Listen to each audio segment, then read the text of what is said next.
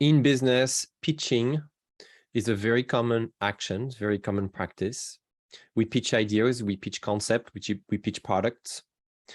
It's something that you will do all the time. In fact, it also has a negative connotation, and that negative connotation is now more and more recognized. It's very common. In fact, if you open the dictionary, go to merriam-webster's.com, for instance, you'll see that pitching is the act of selling something with high pressure.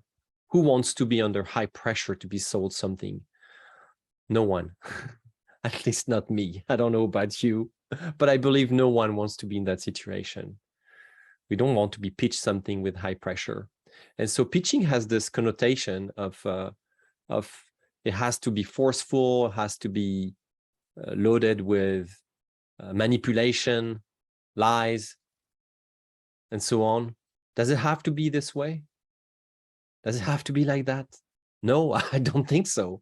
I think pitching, in fact, could be something you could be very comfortable with pitching without having to think that you're going to have to put pressure and really force someone into doing something. No, I think pitching can be very authentic. It's actually a very human way of interacting with others. Here in my house, my kids pitch me their ideas all the time.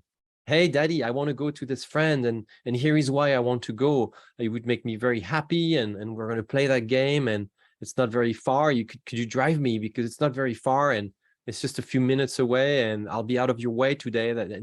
My kids are really good at coming up with those creative ideas that will influence me to say yes for something that they want to do.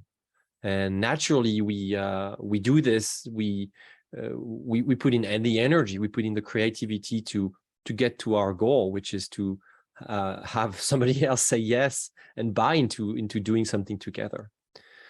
Pitching is very often misunderstood. It's something it's an action that is, I believe, predominantly understood as one person doing the pitch. Actually, pitching, if you think about it, you're throwing an idea. Well, if the person in front of you or the audience in front of you doesn't catch the idea, it doesn't do anything, right? So it's a collaborative effort. It's a 50-50 action. It takes two parties to do a pitch. So you can't just force someone to catch your ball. You have to throw it in a way that is helpful, valuable, interesting, to continue the metaphor of pitching, throwing an idea, throwing a ball. I learned that pitching, actually, the term pitching may have come from baseball, where in baseball we throw a ball, and so hopefully somebody catches it when we want to bring the ball to the center of the game. And that metaphor is the same in business. We throw an idea in hoping that people will catch that idea and run with it, and will do something with it. Sometimes we pitch a product. We want to launch our product, right? So we pitch it to others.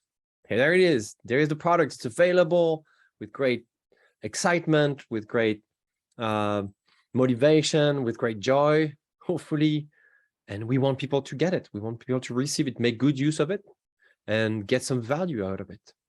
Pitching doesn't have to be this, doesn't have to be loaded with all those negative aspects of pressure, of trying to again manipulate others and force them into doing something, and to do that hide some truth.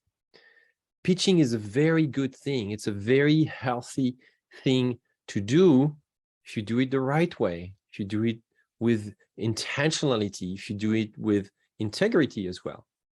And that's what I've been reflecting on lately, because I'm about to launch a course, an online course about pitching, and I've been wondering, what does pitching have to do with building a strategic narrative?